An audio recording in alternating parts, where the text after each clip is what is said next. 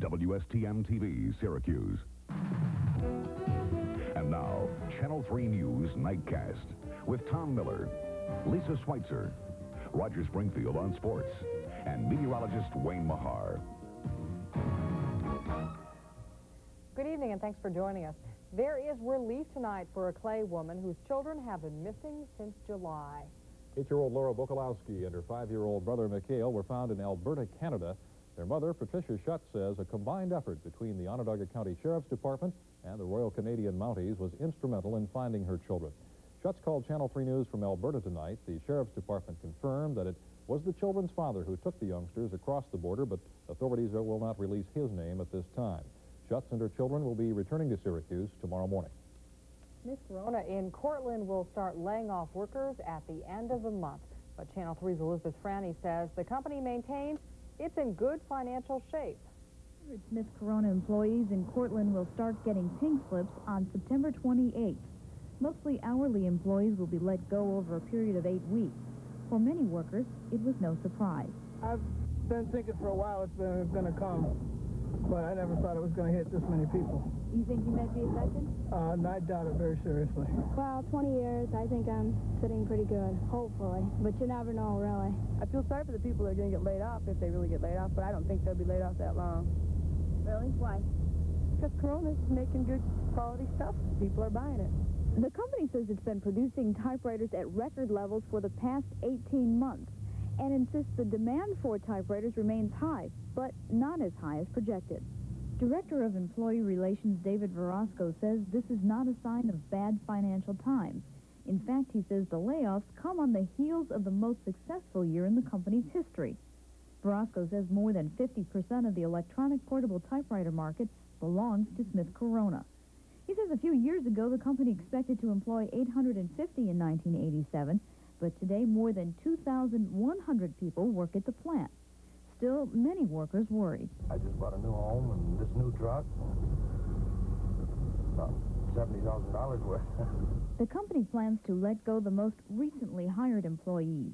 Some workers heard, though, the company hopes to bring back those laid off by April. Elizabeth Franny, Channel 3 News, Nightcast. The state has approved an emergency grant for the Worker Reemployment Center in Syracuse. The center has been facing possible closure because of the expiration of a federal grant and because of the financial drain on the center caused by the recent layoffs at O.M. Edwards Company. The state is providing $53,000 to help maintain the center for 60 days or until the current federal grant application is approved. The unemployment center trains and counsels laid-off workers in their attempts to find new jobs.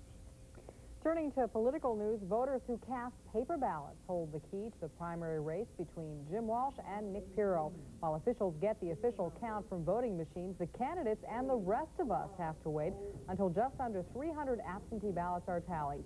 Election officials are sticking to the unofficial count, giving Walsh a 58-vote lead over Pirro. We did a real good job. We dotted all the I's and crossed the T's on people that normally vote absentee, so I think we'll be okay.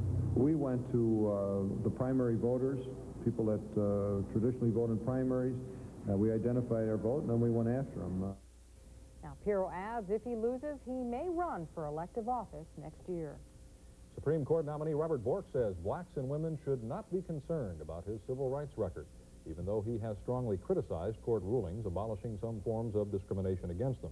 Bork was questioned today by Senate Judiciary Committee member Dennis DeConcini.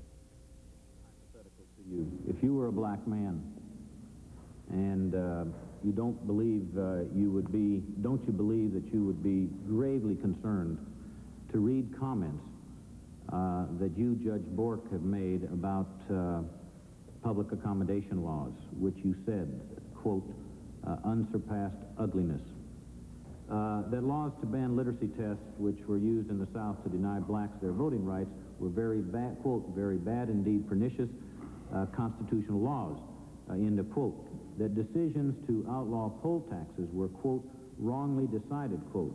That you disagree with the decision revoking restrictive covenants, and that you criticized the Supreme Court decision invalidating the California referendum overturning open housing laws.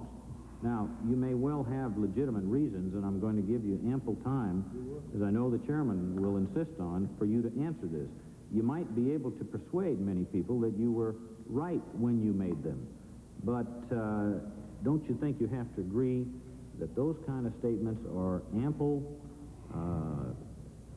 in nature to raise a great deal of concern about, quote, where you're coming from on these kinds of issues? If those statements were all that people had before them, they should certainly raise a great deal of concern. I'd like to deal with each of them, but before that, I should say that if I were a black man who heard those statements but knew my record as Solicitor General and as a judge, I do not think I would be concerned, because it is a good civil rights record. The confirmation hearings on Bork will continue tomorrow. Syracuse University law officials are confirming tonight that Democratic presidential candidate Joseph Biden has talked to them about media inquiries into his academic record. Biden is a senator from Delaware. Now, CBS News is reporting that Biden was exonerated on plagiarism charges while he was a law student at SU. He graduated in 1968. SU officials will not comment on those plagiarism charges, and the spokesman says student records are confidential. Meanwhile, NBC News reported tonight that some of Biden's campaign speeches have contained themes and whole phrases from speeches written by the late Robert Kennedy. Pope John Paul is coming down hard on dissent in the Catholic Church.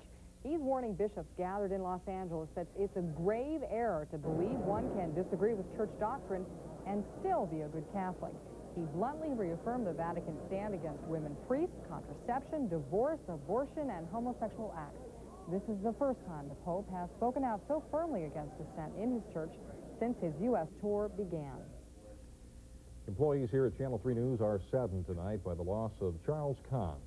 Charlie died early this morning after a long and brave bout against cancer.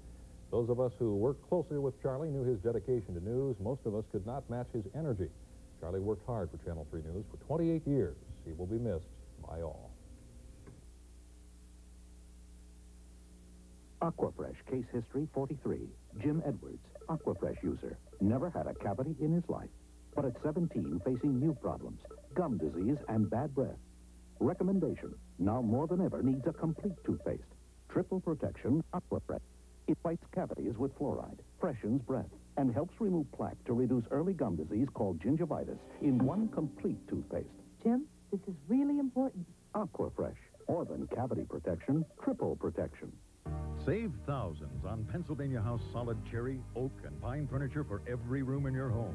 Save hundreds on comfortable sofas, chairs, and sleepers. This handsome cherry TV VCR center, now only $179. Great savings during the Pennsylvania House summer sale. Pennsylvania House, it's what you wanted all along. Now save 25% store-wide at Andrews Furniture, Baldwinsville and Fayetteville. Grandpa, will you send me a postcard? I'll send you more than one. Years of waiting and planning. Time to go. Then the thing you dreamed about is real. Why do I feel like a new bride?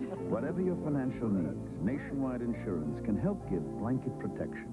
From life insurance to mutual funds and retirement plans. You're gonna love it. So you'll be ready for anything. What a way to start a trip. Original, huh?